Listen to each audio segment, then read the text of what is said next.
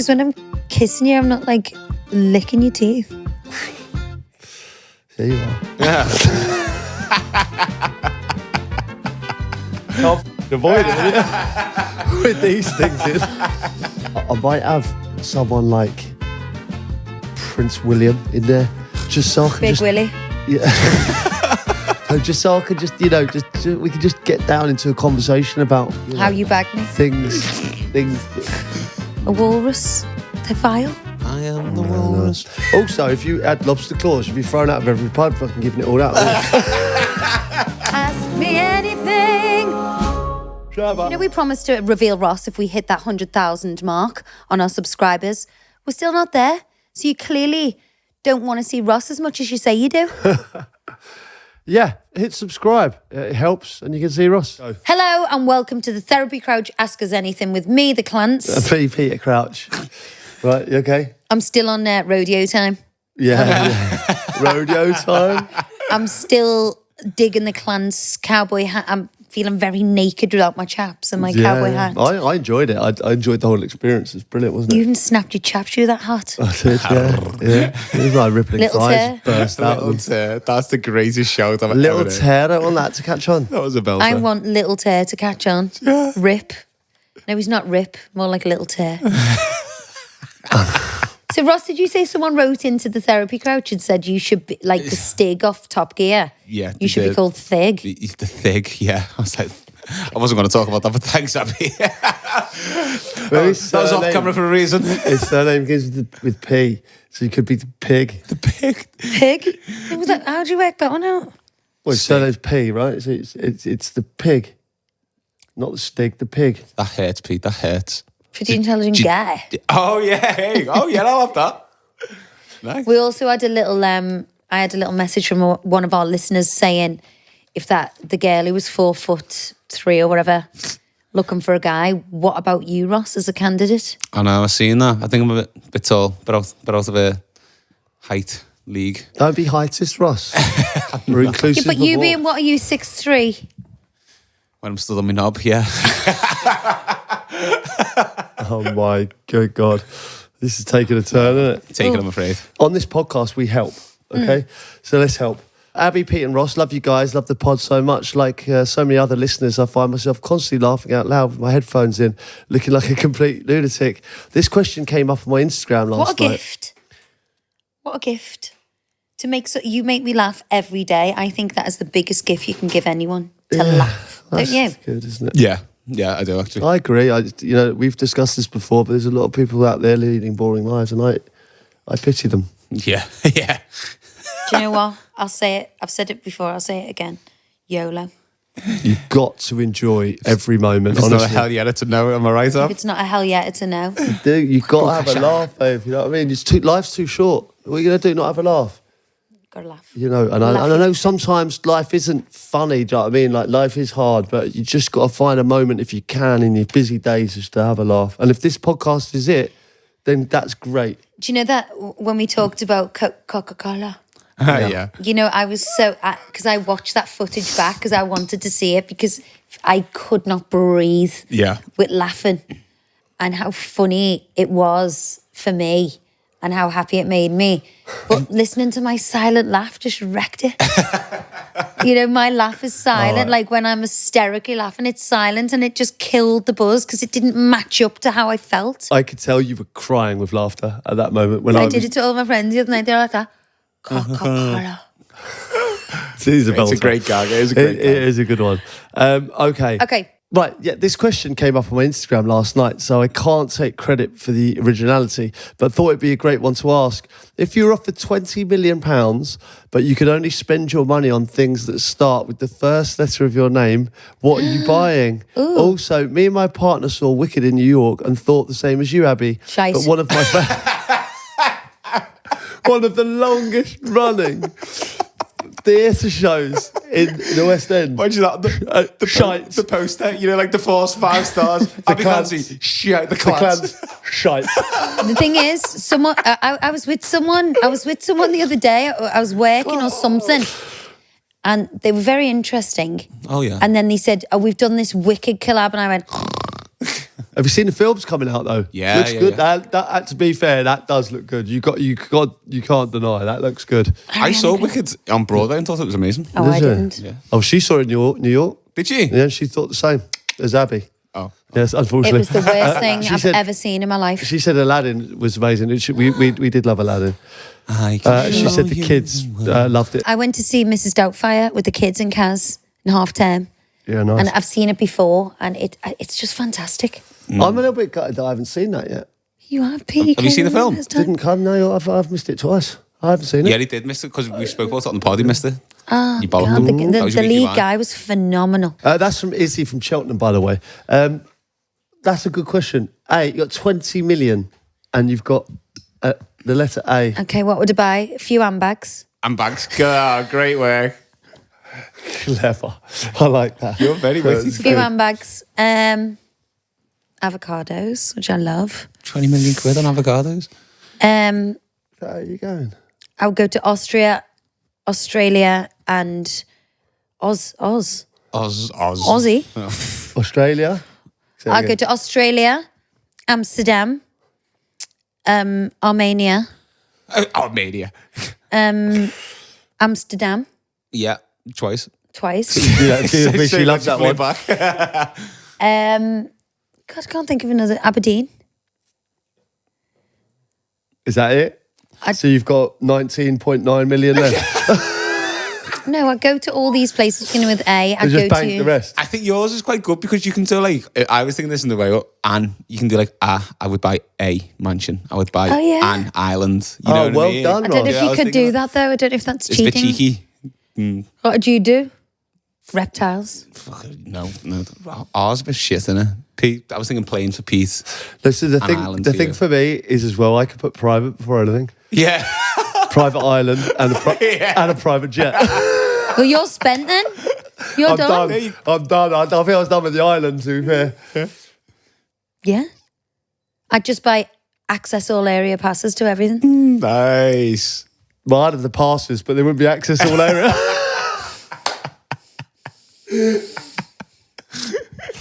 He's made up with that No, one. Ross will book a restaurant. You go to a rave.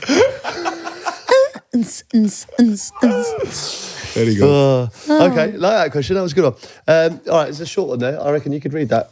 Which parent will be the most anxious when the children start dating Sandra? I'm going to say you. Yeah, I think the obvious answer would be you. You're quite an anxious person, but yeah, I'm not into this at It's all. because it's the girls, is it? Well, I'm I don't know. supposing.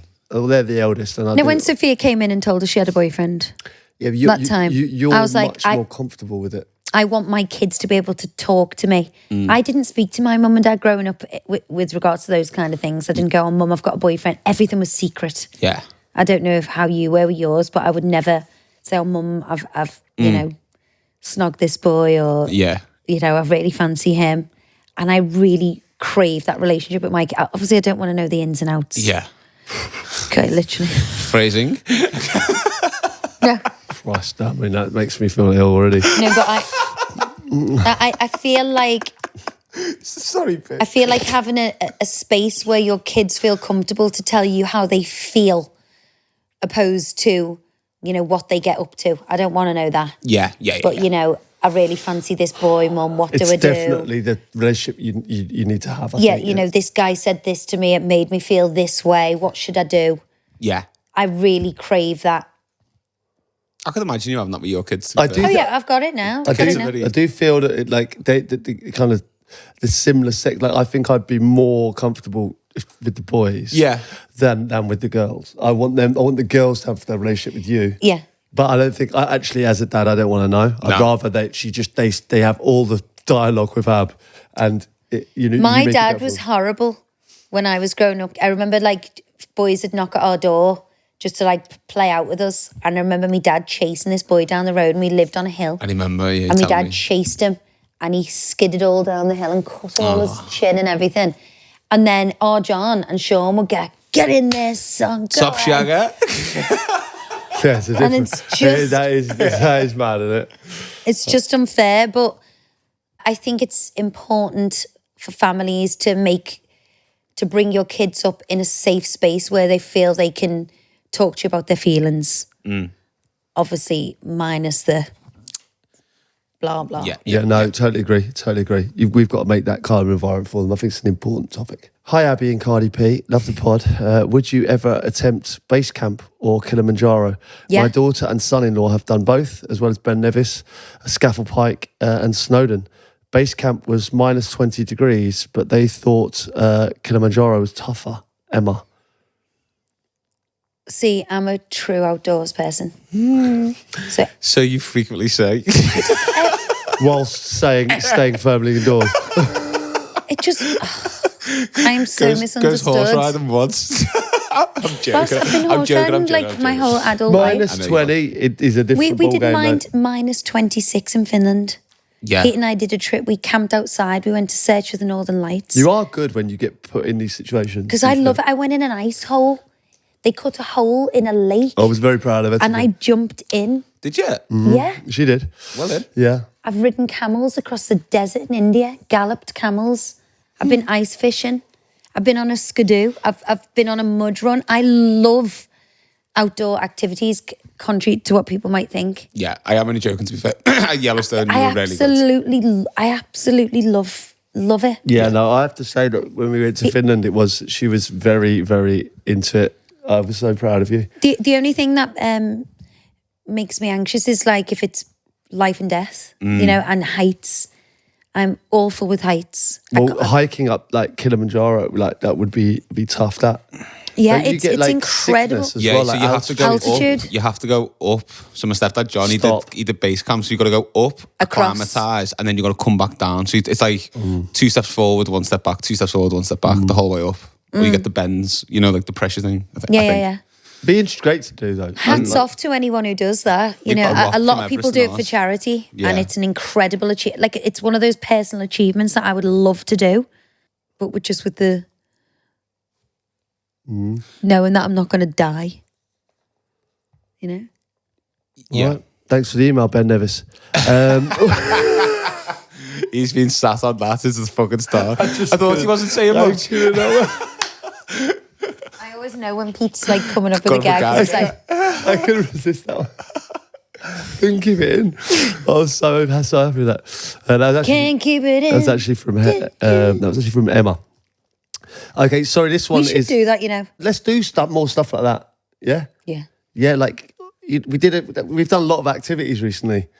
Let's do things like that. Out your comfort zone. Yeah, it'd be great. That to be honest, though, when we were on the horses on the Dartmoor moors, and there was a huge drop, and it was like a waterfall, and I was like, I can't. I love horses. I was nervous, but I was like, I can't do this with that drop. And he was like, the horse doesn't want to fall down there, but I'm like, one little tricky step, he's down, and I'm with him. Yeah, I felt my nerves were rubbing off on you. If I'm honest, I was very nervous, and I felt like I was making you nervous. Yeah, but don't forget, because I just wanted you to be happy. And I was like, fuck, he's doing this thing for me, and he's so unhappy and so nervous, and I don't want to put you in those positions. Yeah, all right. Well, I was nervous, but I wanted everyone to have a good time. Hi both. Sorry, this one's only for Abbey, unless you have a Saturday night job as a drag queen or a secret fetish. You spoke about buying boots recently, and oh my God, I can relate to this. Bigger feet doesn't mean massive calves. Sure doesn't, sister. I have been trying to find a pair of knee-high boots for about 5 or 6 years now, and I can never find any that don't look like I've got wellies on. What size shoe is she? Have you managed to find any brands that cater for people that don't have massive calves, please? I would love to be able to buy a pair this year rather than suffer with shoes or trainers for the whole winter. Helen doesn't say what size she is. Well, I'm presuming she's got big feet like me. Yeah, she said I've got big feet, but not a big calf. I got the most incredible pair of thigh-high boots from Paris, Texas. And they were like that stretchy fabric, stretchy leather. So they were like skin tight on the leg. But Zara also do a good, like you need like a sock booty kind of thing. But it is hard because the bigger the foot, the bigger the calf to shoemakers.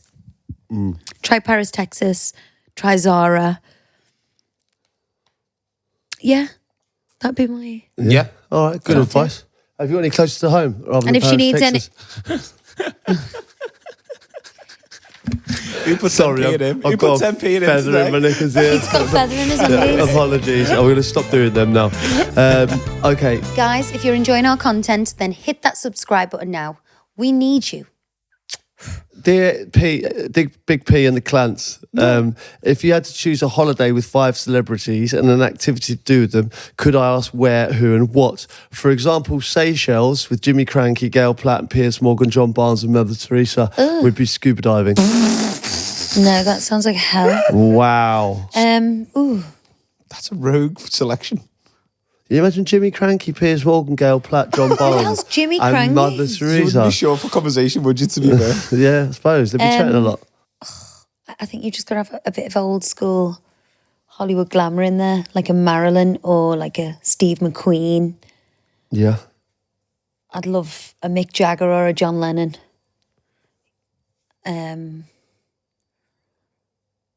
who's bringing the fun? Mick Jagger or John Lennon? Where would you take them, though? Pub. Just go to the pub and just I'd chill. have Ben would you? Nevis. Ben Nevis. Kilimanjaro. With Mother Teresa. Do you know what? I love fucking Biggins. I'd have Abbey in my gang. Christopher Biggins in your gang. Oh, yeah. He's just fabulous. I suppose you get I anyone want dead a or alive. storyteller. I want a storyteller there. I want like a bit of nostalgia and a bit of goss. Yeah. Bit of an old school goss. Martina Cole. Martina Cole. No, not Martina Cole. Someone funny, maybe a Peter Kay. Yeah, I was thinking Billy Connolly, Peter Kay, Kevin Bridges. Oh, who's 5? Yeah, but you can't have all too many That's people. what I mean. Then you've got to throw like a John Lennon was a good shout. What in about there. Denzel? Denzel Washington? What a great... Yeah, that's a good shout. I've seen him. I saw Madonna. something the other day with him. Madonna. She'd do me head in. Would she? Yeah. Prima Donna. I don't feel like she could just sit in the pub. No, she'd need like a VIP area. So I can't be asked with that. She'd need the old velvet rope. With good I reason. threw a velvet. I was cleaning the garage out. You know what I found in there? You're not going to believe this. A red carpet with ballards, gold ballards with the Was red that not for rope. John's birthday when we did It was that for thing? Pete's 40th. Oh, yeah, Pete's That's birthday. right, Yeah, When we yeah. did the I feel James like I remember Bond. that. The James Bond night, yeah. Ringing a bell. I think Elton John would be a good one to have. Elton would be in mine, 100%. Elton, 100%. I'd have Elton John, I'd have Liam Gallagher. I love Liam. Um, I love Liam. Yeah. I might have someone like Prince William in there, just so I can Big Willie. Yeah. No, just so I could just, we could just get down into a conversation about How you bag me. things, what goes on. Do you know what I mean? That kind of, if you're chatting in the pub, just no holds barred with Elton John, Prince William, Liam Gallagher. I'd probably have a footballer There's in there. no girls in there. Yeah, but there's a fifth one. J-Lo. Pam. Couple of things I'd love to talk to her about. Shut up, you. Pamela Anderson. I'd have Pamela Anderson in mine. I'd have too Paris right, you would. Hilton as well. Yeah, all right. We're going all day with that we one. could. So there's a little bit there. I'd probably be in the pub as well, just chatting around. Bruce Forsyth, isn't it? Or John Thor. You'd have Bruce Forsyth. I love John Thor. Oh, he was good, to be fair. Was it Morse? Ever since I saw him in Goodnight, Mr. Tom. Oh, what a film. I it is, by loved the way. him. Okay. All right, we can't dwell on that. What 'cause about Piers Morgan? He'd be good. Yeah, it's interesting. She could get Yeah, things. He I said love, Piers. I He said love Piers. Piers. No, she said Matthew said Pierce. Oh, yeah. Oh, did he? Morgan. Yeah. I'd have Piers Morgan and Gordon Ramsay. Love him. Yeah. All right, that's enough. No. Hi, Abbey and Pete. 16-year-old Liam from sunny Brisbane, Australia. Here again. eye. Not sure if you either remember me, but I messaged in a few months ago for guidance on whether or not to follow my dreams of playing semi-pro football down under. I remember him. Both of your responses to my last messages were extremely encouraging, and I'm messaging in again tonight to update you on my progress with the dream, to give you a bit of content Go girl. for the AMA. My question for you both is, did you either have a lucky charm or pre-game superstition that you genuinely believe gave you good luck? If so, what was it? My pre-game superstition has recently revealed itself to me in the form of a quick listen to the clip of your advice before big games. I love that. Which has put me on the score sheet with 100% success rate so far. Well, and donning a pair of 2010 Puma Power Cats, which my teammates have now dubbed as the Crouch Boots. Excited to hear your story. He's been loving the podcast, Liam. That's amazing. That's incredible. Love that for you, Liam. Wow. Do you know what? It's actually a scary thing when you think about people actually taking what we say on board and living by it. Because I've come across that recently where someone said something and people have gone, right, I'm going to do that in my life. And it's like words can be so powerful to people. And I think that is amazing. And the fact that he's gone out, he's done what he wanted to do. He's gone to Australia, he's playing in football, he's doing great. He's wearing the Pumas. I think the one piece of advice I live by is be yourself. He's not after advice, he's after your Lucky Charms. Oh, my lucky charm. My lucky charm, in the same respect, is like be yourself and you will always have your people. I think he's thinking more rabbit's foot or like pair of bills. As a superstition for me, obviously I played football and I would... Tie your laces on the pitch. No, I would break away from the first bit where you line up. I would break away from that, run, I would jump, do a header, run to the crowd, clap the crowd, tie it, and then bend down, tie my right bootlace. Every single game. Wow, I never knew that. Yeah. I did. It's a bit of a nick, actually. I think that's cool. It is. Keep it up, Lee. Break away. What's that word? Break away? No, you know when it's it just like you shaking hands and then you just like bang and you all just run in different directions. I've seen that and you like run and go, jump into the air and go. Remember you used to do that? Nick, is it? No, it's not Nick, I'm joking. I haven't really... Was there not something like in a nervous... It's all about nervous energy. Was there something where you had nervous energy and then you were like, right, I need to do that before I do it? No, because I've never, ever been able to control my nervous energy. Unfortunately, I'm still working on it. Little things like that do help you control it. It's because like, oh, I've done that now. I feel better. Yeah. I can go out and do The only thing I did once, which I thought was remarkable, is when I was on Strictly, I was standing with like Susanna Reid, Sophie Ellis-Bextor and me. What a lineup. Yeah. And we were in the final and the glitter ball was there in front of us. And, you know, Sophia grew up from birth watching Happy Feet every day. We must have watched it 3 times a day. And there's a saying in there, if you will it, it will be yours. And a split second before they announced the winner, I just looked at the glitter ball and in my head, in the Happy Feet voice said, if you will it, it will be yours. And then they went, Abbey Clancy. And I was like, oh my God, it worked. Wow. That is amazing to That's amazing. And that is the God's honest truth. Have you never even told me that? I have told you that. Told you that before. You haven't told me that? On the kids' lives, I told you that before. That's incredible. And I looked at it and went, if you will it, it will be yours. And it's, you know, it goes down to that whole manifesting, picturing yourself in that position where you want to be. And you can't just get there by wishing. You have to work hard. And I worked hard on that show. And if you will it, it will be yours. I wish I had that in the Champions League final. These little simple phrases that get people through things, you know. No, that's brilliant. That's really encouraging. And like you say, it's little things like that get, like you say, really helps people. But you have to do it in the happy feet voice. It has to be the happy feet voice. We'll try that, mate, as well. See how you get on. Hi, Abbey, Pete and Ross. When you were talking about 80s TV last week, I was wondering if you remember Scully. I used to watch it with my dad when I was a kid with my dad. It was set in Liverpool about a kid who had dreams to play for Liverpool. And whenever he was in trouble at school, he imagined that the head teacher was Kenny Dalglish, played by the king himself. I'm a Scouser, but I now live in Croatia. Thanks for cheering me up. Lots of love, Louisa. I feel like I do know that. So do I, in a weird way. I feel like I do know that. Not ringing any bells for me. Oh, you wouldn't watch You're a Blue? Yeah, to good points. And it was the 80s. You wouldn't see a show with like Moyes. Fuck off. Howard Kendall. Or someone like friggin'... Who else has been Liverpool? Who else has been an Everton manager? No one. Ancelotti. They've had some good ones over the years, to be fair. Yeah. Okay. I love Moyes, actually. I don't really that remember that, to be fair. I'll be honest. You love David Moyes? I love David Moyes. It's my favourite. All right, bit of a silly one here, guys, but I feel like my partner has been using my toothbrush. He never charges his, and upon inspection in the night, his was dry and mine was wet. He denies it, but I now feel the need to keep it hidden. What's your opinion on toothbrush sharing, Anon? Hate the thought of it. What? But that's not true, because we do share. We have shared. I know, but I'm not happy about it. Why not? Because, like, if you brush your you don't want, like, tongue. You sure? I don't want to be brushing my teeth with your tongue.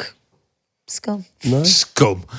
I've got zero issue with that, to be honest. What about what if we kiss each other? Yeah, you're playing tonsil tennis all day. You can get your fucking tongues? toothbrush in your gob. What do you mean with tongues? Well, like if you kiss with tongues. You only then kiss with tongues? What's the difference? What's the difference between that and brushing your teeth together? Because when I'm kissing you, I'm not, like, licking your teeth. There you are. Yeah. Can't fucking avoid it with these things in. I think everyone should have their own toothbrush. I agree. I think it's much more hygienic. In our house, though, but sometimes you just can't find the chargers. How much does our frigging toothbrushes go missing? No, it's a joke. Honestly, I think every time John comes around, he takes the chargers. And honestly, we just don't have chargers anywhere. And also, I've got another real pet peeve, right? Who made toothbrush chargers completely separate to every other charger in the world? Why would you do that? What's the point I of can having charge you when I go to Spain. It's fine. Yeah, but you're like, it's a two-pronged thing. It's not even a European adapt. It's a fucking made-up one that you have to have in a mirror. It's so bang on, mate. Why I don't always you think just that. have a normal charger? It doesn't make any sense. Because if you're not in a new build house, you're not going to have that kind of setup, are you? But what is the? I don't get. What is the point of it? There must be a reason behind it. It just really angers me that you've got to have. It's all about the high voltage, though, Pete. Because you can't charge with the same input because you'll get electrocuted. So it's all about the voltage. It's just keeping the nation safe. It's all about. Bollocks. That's what I think. And also, John just told you that one second. Trying to pass that off. Pass that off as that was yours. You said you would never grass me up on stories, you little liar.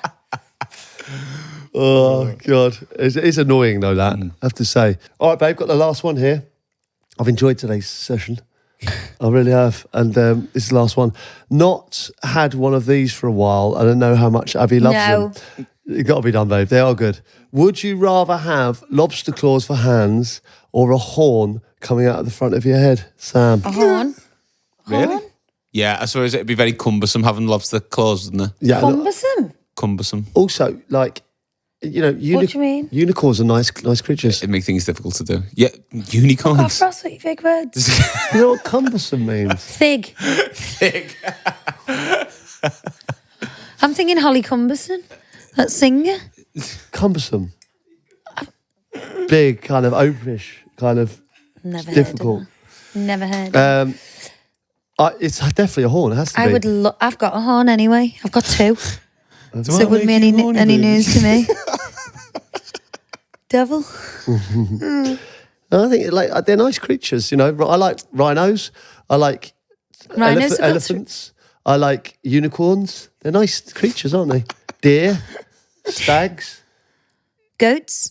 Yeah, they're more like, antlers. Do you know what I mean? Like, no one likes a lobster. Elephants. Tusk. Narwhal, yeah, tusk. That's someone's favourite animal. It's John Lennon's favourite animal. What, narwhal? Yeah. A walrus. They're vile. I am the walrus. Also, if you had lobster claws, you'd be thrown out of every pub, fucking giving it all out.